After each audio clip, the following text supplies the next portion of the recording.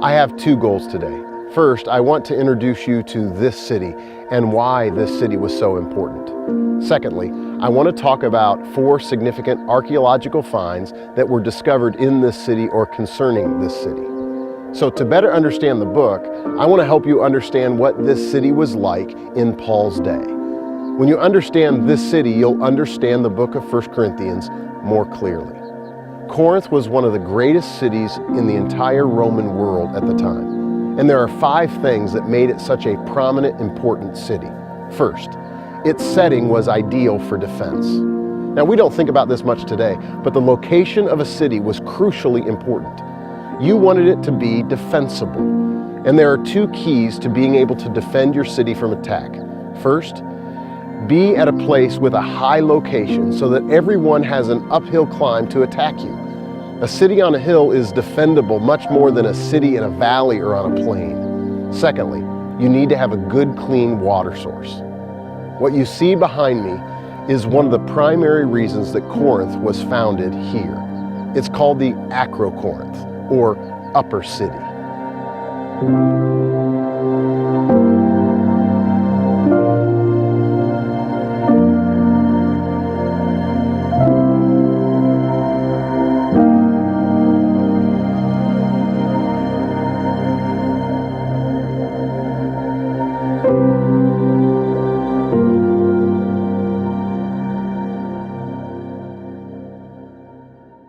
The word Acro-Corinth means Upper Corinth.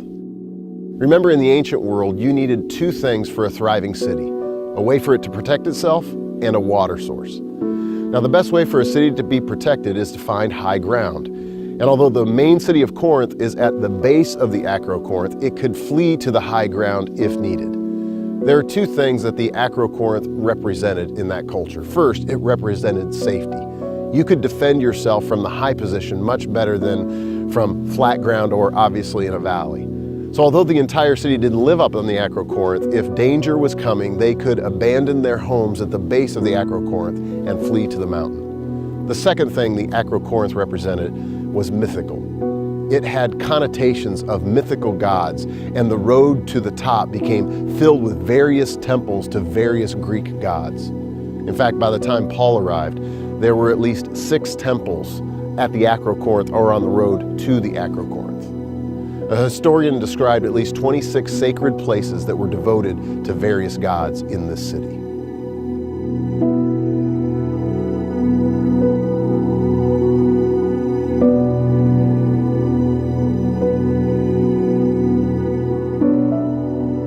So I mentioned there are 2 things that a city needed for survival.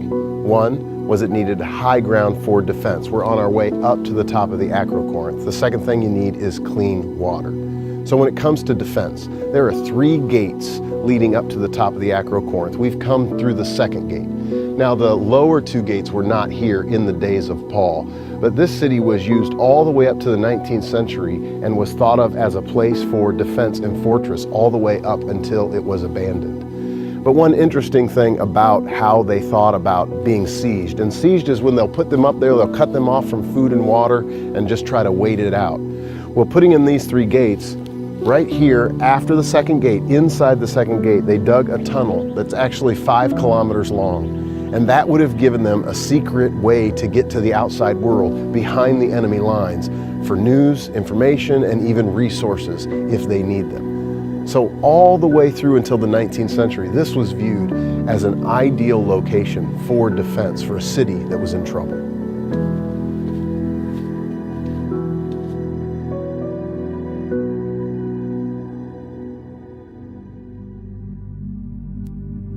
We are near the top of the Acro-Corinth, which is 700 meters above sea level, and there is this spring. This spring provides enough water that at least 5,000 people could survive on it living on top of the Acro-Corinth. This structure has been here since at least the 7th century BC. It is the defensibility of the Acro-Corinth and its fresh water that has made this a place that has been inhabited ongoing from archaic times all the way up to the 19th century. The Acro-Corinth is not what made Corinth prosperous, but it set it up for its prosperity.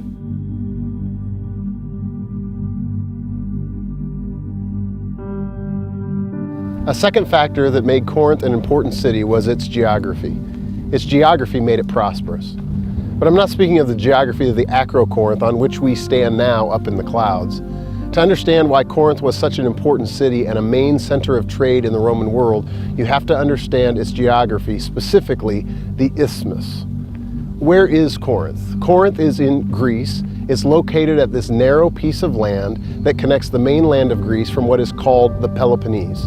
In the north is the mainland, in the south, the Peloponnese.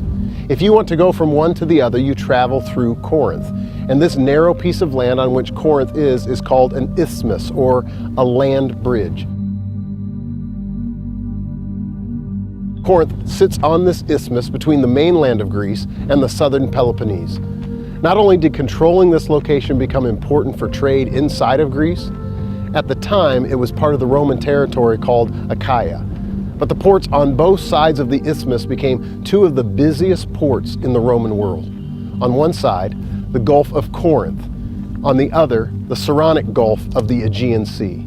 This isthmus is about 4 miles wide, and the isthmus became critical in the ancient world.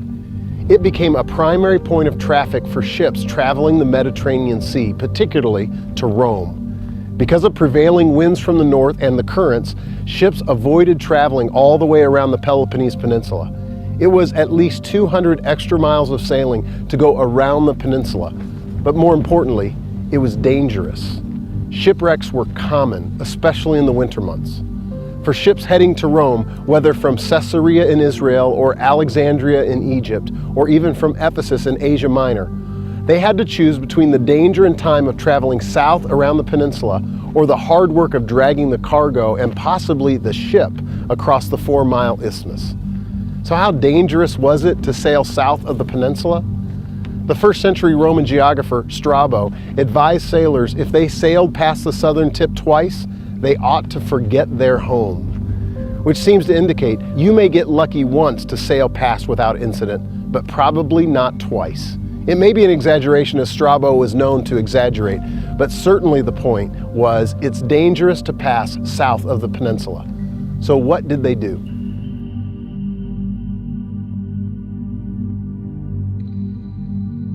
Many through the centuries wanted to build a canal here. They tried to build a canal here, and there is one here now.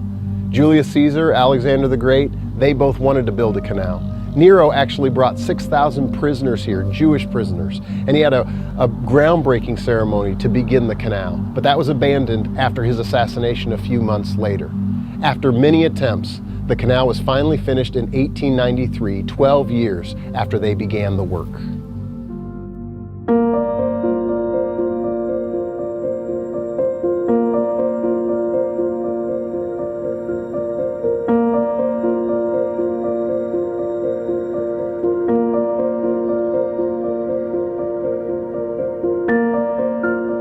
So before the canal, there was a roadway, this roadway, called the Diolkos. It's a paved road used to move cargo and smaller ships across the isthmus. The road itself originally was between 10 and 20 feet wide, and it spans the entire almost 4 miles from one port to the other.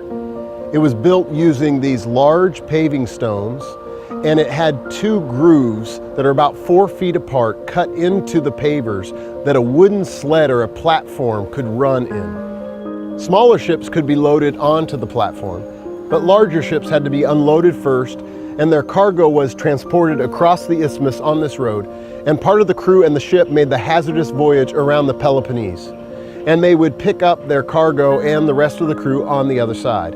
Or at times, they would have another ship ready at the other port to be used on the other side. And the ship would unload here, the cargo carried across, and it would be loaded onto another ship. That way, no ship had to sail around the Peloponnese Peninsula at all. That made Corinth one of the most important crossroads of the entire Roman world. And ships had to wait in line to get their cargo pulled across the isthmus. So people spent time waiting in line. And wherever you spend a lot of time, you spend money. And it made Corinth to have a very healthy economy. Whoever controlled this area, this isthmus, controlled overland commercial traffic through Greece, as well as between Italy and Asia and Egypt. Here's the point. This isthmus made Corinth a wealthy city. from charging port fees and having so many travelers in town. And with its wealth came a great influx of people from other areas, east and west. It became very cosmopolitan, a melting pot. Romans were here and they were dominant politically. They were in charge, but they also brought their culture and their religions here with them. They were very secularized and liberal. There also were many Greeks. Of course, we're in Greece, but Greece is more of a culture at that time than a country. So Greek culture and philosophy, religion and art were very much part of the Corinthian culture. And of course, there were also Jews as well as people from Asia and even Egypt. It was a large melting pot of various peoples, cultures, and religions, and all were welcomed here with open arms. It became a prominent city primarily for these first two reasons. Its location, it was defendable, and geographically, it was a port city where trade would make those who controlled this port very wealthy.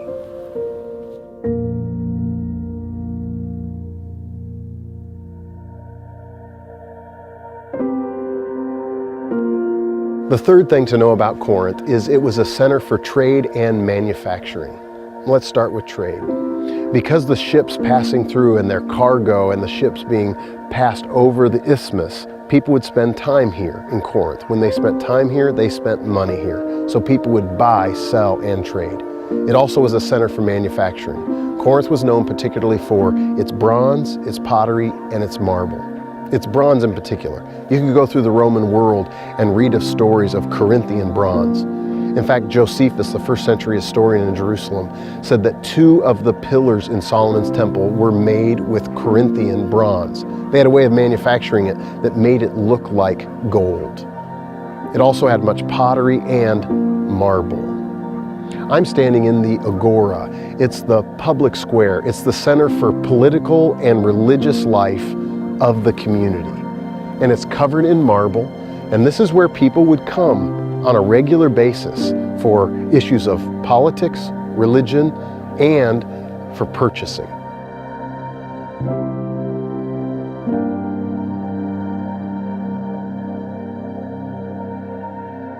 I'm standing in front of one of 44 shops in the Agora area. They're all very similarly sized. Each shop was roughly 9 to 12 feet wide, 12 feet deep, and 13 feet high. There's a single doorway to the shop about 7.5 feet wide, which would give light into the shop. Many shops would have lofts built above the workspace, and they would use a ladder to get up and down from the loft. In the loft is where many of the shop owners actually lived. The workmen would have slept on the floor of the shop at night. Now, beyond the Agora, there were other shops located nearby. We know in this region there were 33 bars or taverns that have been excavated. Because it was a passing through city, Corinth was not known for its morality. And here in the marketplace, it wasn't just a place for trading or manufacturing or politics or religion. It also was a place for luxury and pleasure and immorality. And it's that very thing that Paul is concerned about and the impact it's having on the Christians here in Corinth. So understanding the archaeology and history of this city helps us understand many of the concerns Paul had for his friends in this city. The fourth reason that Corinth was such a prominent city in the Roman world is because it was the home to the Isthmian Games. Now remember, the isthmus is a land bridge, and Corinth is found at the 4-mile-wide land bridge that connects mainland Greece with the southern Peloponnese Peninsula. And this isthmus is right where Corinth was. And on the east side of the isthmus is the town of Isthmia, and that's where I am now. In the Greek world, the most prominent athletic event was the Olympic Games. The second most prominent event is the Isthmian Games, and that's where we are now. The Isthmian Games took place every other year. Now, excavations have found a stadium, a sanctuary, a theater, and even a hippodrome. I'm sitting at the starting gate. This is where the races would take place at the stadium. It's actually the only remains of the stadium.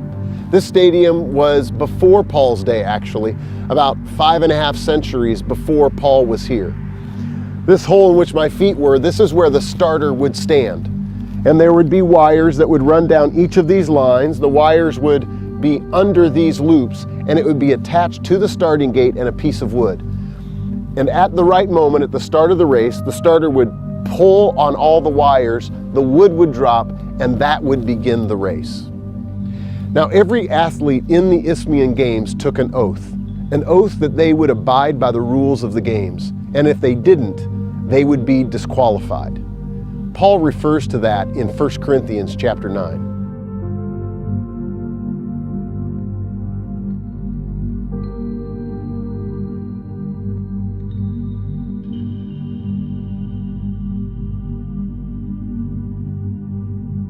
The events that happened at the Isthmian Games include things like running of races, it included wrestling, boxing, throwing of the discus, throwing of the javelin, the long jump, chariot races, and other events. Now, this is not the stadium where Paul would watch the Isthmian Games. That's over the hill, but it's currently being excavated. Not far from here is another stadium from Paul's day that we can see what those stadiums looked like during the time of the Isthmian Games. Now, what's interesting about being here in Isthmia when it comes to the story of Paul in 1 Corinthians is that Paul by trade was a tent maker. And in the region of Isthmia, there was not permanent housing, which means every other year when the Isthmian Games took place, all the athletes needed accommodations. All of the spectators needed accommodations. All of the representatives from the Greek states that came to watch their athletes participate in the games needed accommodations. And where would they stay? In tents. So certainly when Paul was here in the summer of 51 AD during the Isthmian Games, he not only stayed in a tent, but he would have worked here to make and repair tents for the participants and for the spectators and the official representatives for the Isthmian Games. Certainly not far from here, Paul would have sat and watched the Isthmian Games take place. The fifth reason that Corinth was such a cosmopolitan and important city was because it was a destination for religious pilgrims. There are many religious sites that have been discovered here in Corinth. There were probably about 36 of them in Paul's day. A 2nd century historian, Pausanias, when you read what he wrote about Corinth at the time, it reads like a tour book of monumental pagan sacred sites. I'm standing at the most famous, the Temple of Aphrodite. She's the goddess of love, and Aphrodite became synonymous with the city of Corinth. The Temple of Aphrodite is at the top of the Acro Corinth. It was quite a climb to come all the way up here. But this became one of the most popular destinations when people would come to visit Corinth, because you'd come up here to worship Aphrodite, which means you involve yourself in sexual pleasures with the prostitutes here. Strabo, an historian who is known for some exaggeration, claims that there were up to 1,000 temple prostitutes working this area, male and female. And the prostitutes would be involved in their activities of worship, sexual worship during the day, and some believe that at night they would take the pathway down the mountain into the city of Corinth and involve themselves in prostitution there in the city, or for those who weren't able to make it up to the Acro Corinth. This is the most famous temple in Corinth, the second being the Temple of Apollo. But this area is filled with temples, and it's no wonder that Paul brings up the topic of temples so much in the book of 1 Corinthians.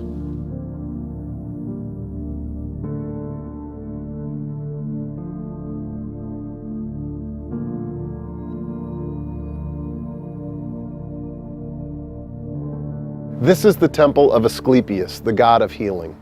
When people are sick, they search for solutions primarily through 2 avenues. One, we ask God to heal us. Secondly, we see a doctor, we get medicine. Well, in the Roman world, in Paul's day, if someone was sick, what would they do? Modern medicine did not exist. So all people would seek God or a god or gods to heal them. That would be their solution. And that is why this temple of Asclepius, the god of healing, is so significant. This is not the only location where there was a temple to Asclepius. That was throughout the Mediterranean world. This served as the local hospital, and people would come and visit here, but they also would stay here. This is the largest temple complex that we've seen here in Corinth, and it's about a quarter of a mile from the center of the city. It has 3 different dining rooms for its worshipers and its guests. One of the dining rooms is just off to my right. People would eat there, there would be large social events there, even lectures were common at this temple in Corinth. That becomes significant a couple of different times in the book of 1 Corinthians.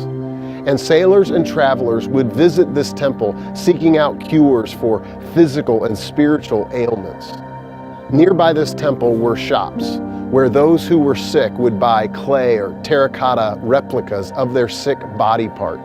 And they would purchase them and bring them here to the temple as an offering, asking for healing. Excavations found many of these replica limbs and organs around the temple area. There are legs, arms, hands, feet, sexual organs, even brains. Now, we don't know what he was sick from, where he would have a brain made for his sacrifice. But they would buy their particular body part that needed healing, and they would bring it here to the temple of Asclepius and pray that Asclepius would heal them. They would lift it as if to say, "This is the part of me that's sick, please heal me." They then would take it home as a reminder to the God that they needed healing. That becomes significant when we get to chapter 12, and Paul talks specifically about different parts of the body. And likely, this was the very source of that illustration.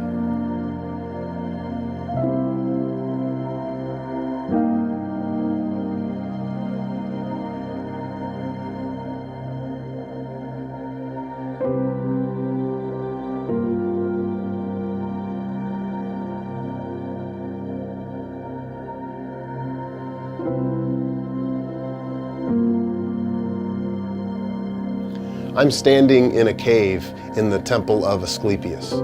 Now, this is about a quarter of a mile away from the center of Corinth. And the most significant temples were typically in the center of town. So why is this a quarter mile away? Well, the reason would be this.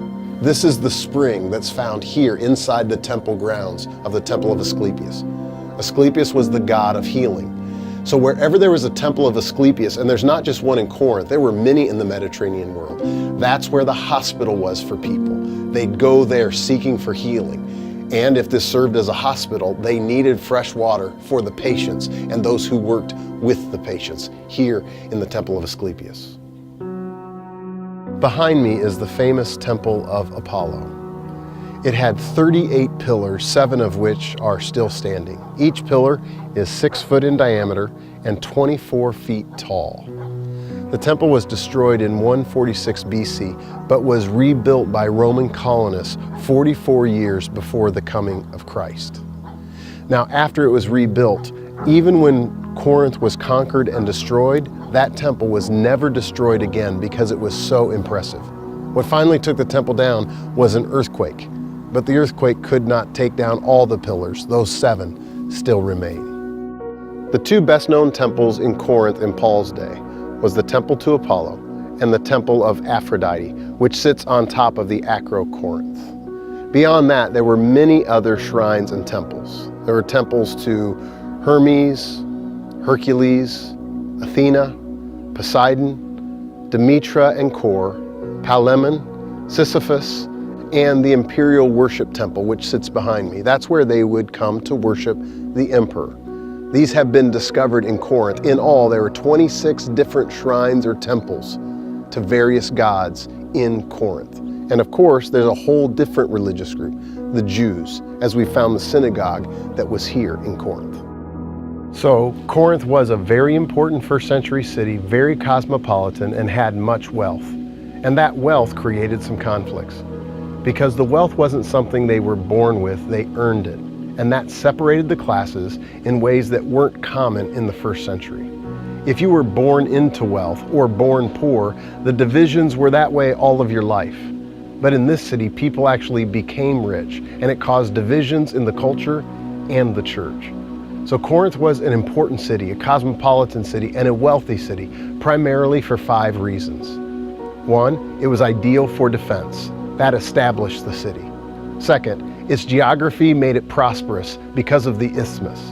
3rd, it was a center for trade and manufacturing. 4th, it was home to the Isthmian Games. And finally, it was a destination for religious pilgrims. With people coming from all over the Roman world, And because of the opportunity for wealth found here and the travelers coming through on religious pilgrimages or on a boat, no doubt Corinth was a cosmopolitan city. A cosmopolitan city is an international city that embraces many different cultures. A cosmopolitan city prides itself on non-judgment, no prejudices. That was Corinth. It truly was one of the major port cities in the first century, one of the largest and one of the most influential cities. And if being a port city wasn't enough, because of transporting cargo across the isthmus, those traveling through stayed longer here in Corinth than most port cities. Or they were waiting for a larger ship to sail around the large peninsula, so they had a lot of time here in Corinth. There were many Jews that settled here.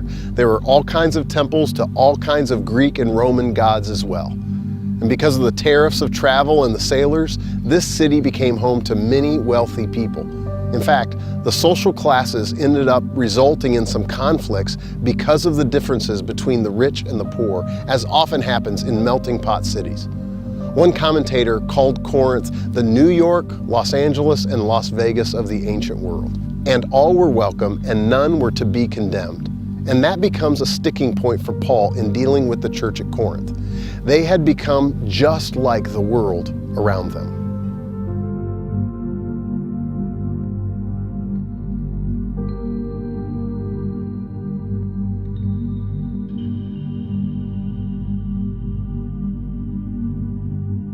Corinth became known for its immorality. It seems that many of the temples had sexual practices as part of their worship. It's often told about this temple, the Temple of Aphrodite, having its own prostitutes who worked their sexuality for worshipers during the day and may go down into the city, into the agora at night to find other worshipers. Immorality was such a part of this culture that a Greek word became created to Corinthianize, which simply meant to practice sexual immorality. This was a sexually perverse city, and it became acceptable to people in the city and those who traveled here. Most large commercial cities have a lot of sexual immorality, and one of the reasons for that is its anonymity. In fact, today, if you fly into large cities, you often see strip clubs near airports. Why is that?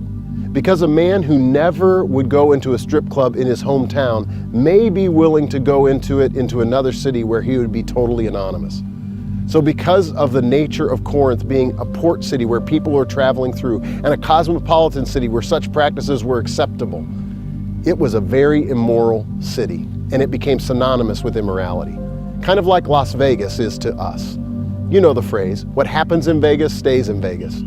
No one says that about Disney, right? What happens in Disney stays in Disney? I don't think so. Corinth was cosmopolitan, full of immorality, because no one was going to judge you for what you practiced. And it was full of religious pluralism. Worshiping God, that's fine. Just don't demand exclusivity. We all have gods. You worship whoever you want. You go to whatever temple you want to go to. And for the sexually perverted in Corinth, the advantage of worshiping at the Temple of Aphrodite, as well as some other temples, is that it included sex with female prostitutes or male prostitutes, if that's your choice. And in Corinth, immorality and religious pluralism went together, and it even impacted the Christians here in Corinth. And Christians were struggling to live out the reality of their faith. That is what made Corinth significant, and it made Corinth a very cosmopolitan and sinful city.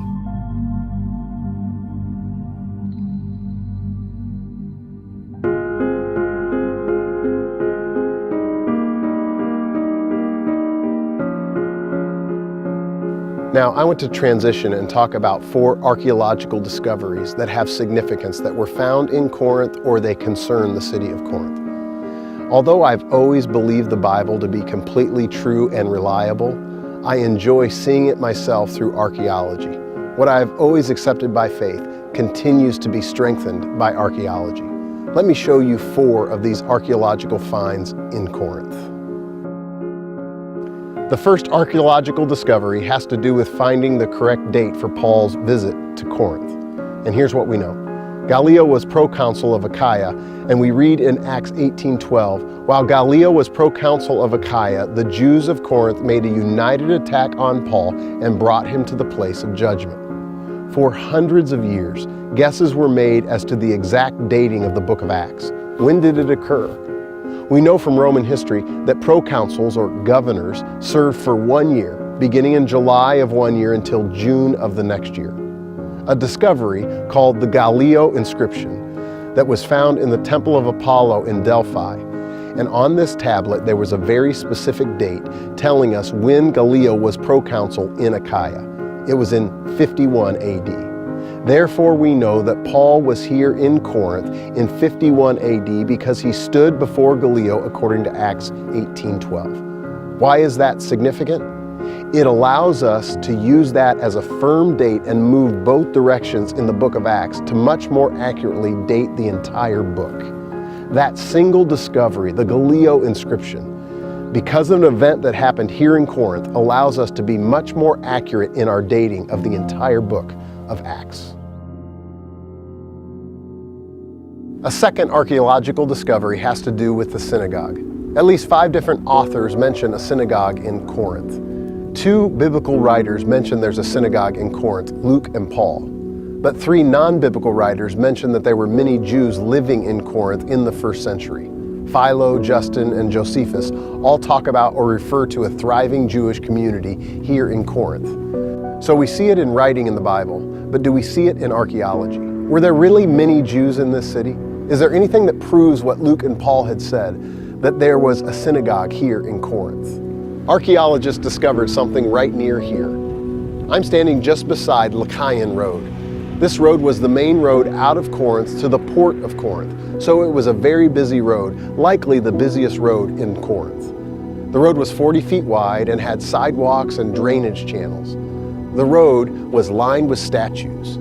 This road went straight to the Agora, the public square. And along this very road, archaeologists discovered this lintel.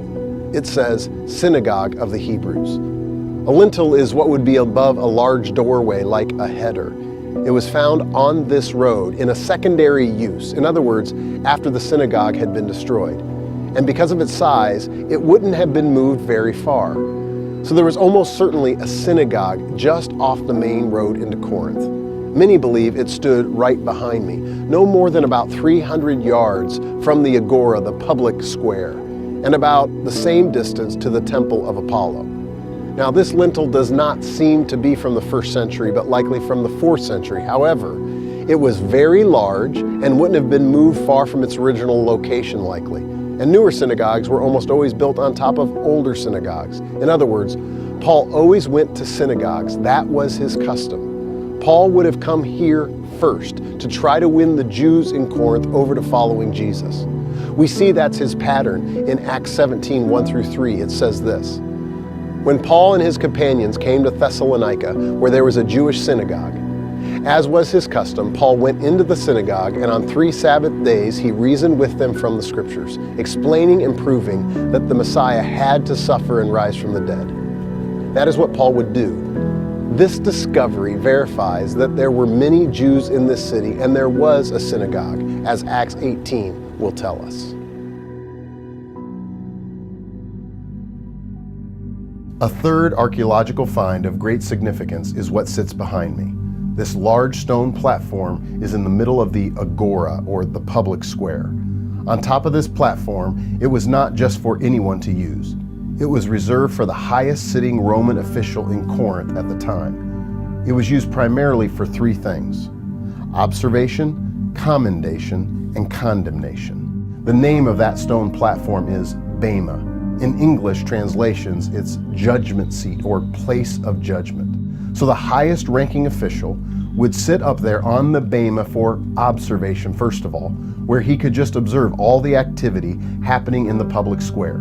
So that's the first purpose. It's for observation. Secondly, commendation. If Rome wanted to commend one of the citizens of Corinth, they would bring them here to stand before the Bema.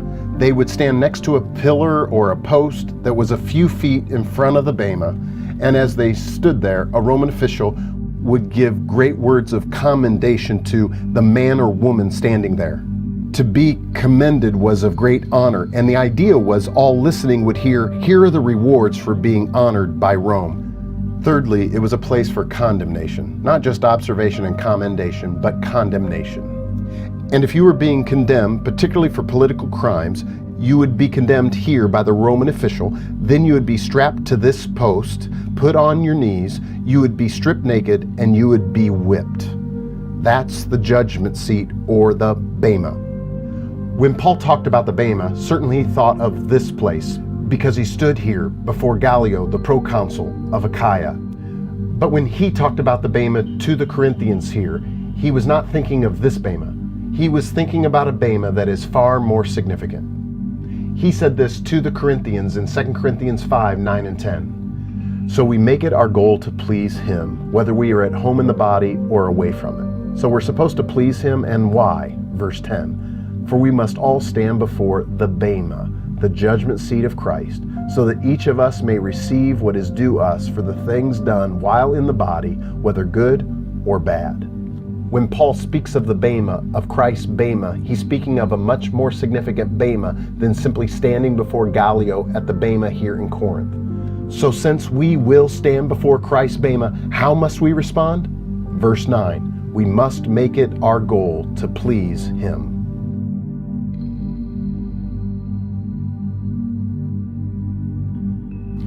Let me mention one more piece of archaeology that is very significant. In fact, this is the most significant finding from here in Corinth. The Bible mentions a man named Erastus 3 times. He was mentioned by Paul in Acts 19:22 during his second missionary journey. It says that Erastus was a servant or helper of Paul's.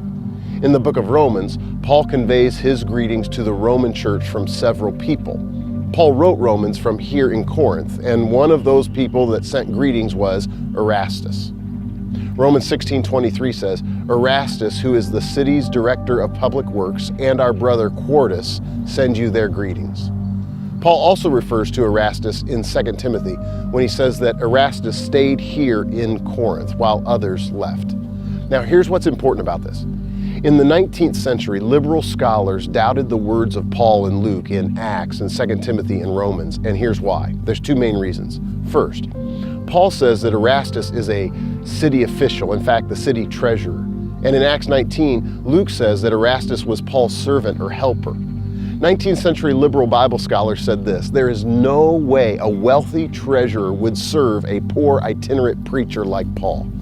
They believed Paul was making it up, or Luke made it up to give Paul and Christianity credibility. Why did they assume Erastus was wealthy? Well, in the Roman world, a treasurer was chosen because they were wealthy, and they had to prove their wealth. Typically, they proved it by giving a gift to the city that they were chosen to serve. Why is it important that the treasurer be wealthy? Well, the thinking was this. First, only a wealthy person would know how to handle the money of the city. And second, a wealthy person wouldn't misuse or steal the city's money because he didn't need it. A treasurer would commonly give a gift also of thanks to the city after he resigned from his position as treasurer, as a way to thank the city for letting him be the treasurer. So the treasurer of Corinth would be one of the richest people in one of the richest cities in the first century. And Luke and Paul are claiming that he was a servant or helper of Paul's? Come on. No way, the liberal scholars would say. He made that up to give himself and Christianity some credibility. They also had this second piece of evidence, his name, Erastus. The name comes from eros, erotic. It would mean like the sexy man, almost like a nickname. Now, that would be a very unique name, but who would give their son the name Erastus like a sex symbol or the sexy one? So the liberal scholar said it was a fictitious name that Paul gave so that any treasurer could imagine that Paul perhaps was using him as an example. He's the handsome one, he's the sexy one. Those were their 2 reasons. One, a rich man serving Paul? No way. And a man actually with the name Erastus? No, that would be a made-up name, a fictional name, or a nickname. Certainly Paul was simply trying to make Christianity sound like it was making an impact in the culture, but it wasn't. And Christians really couldn't argue in the 19th century. There was no proof that Erastus actually existed, and frankly, the arguments that the liberal scholars were bringing made sense. So what could Christians really say except, we believe this really happened? And then this was discovered. This is on a road to the theater. It was a wide paved road that's still not fully excavated, and until a few years ago, the public didn't even have access to this place. The inscription says this: Erastus, and it's missing the E, then pro, in return for, or in response to, or in gratitude for his aedileship or his government position as treasurer. And then it says SP, which is Latin abbreviation meaning at his own expense, paved, or he laid the pavement. This was carved into the limestone on the road and was covered in bronze. Now, this isn't the only archaeological find that supports the details of Paul's letters, but it's probably the most significant. And it was a huge find during the 20th century. With almost full certainty, this is the Erastus mentioned in the New Testament 3 different times. He was a believer, he was a government worker here in Corinth, just as Paul and Luke had said he was. The higher critics claim that Paul and Luke falsified this to make Christianity more credible. And by God's grace and God's gift, this inscription was found. It reminds me of the passage of Scripture where it says, "Let God be true and every man a liar." This inscription also says that here is a man of high position and high wealth and high esteem who was a devoted follower of Jesus. And that did give credibility to Christianity among the wealthier of Corinth that existed here and other places in early Christianity. It's an amazing find.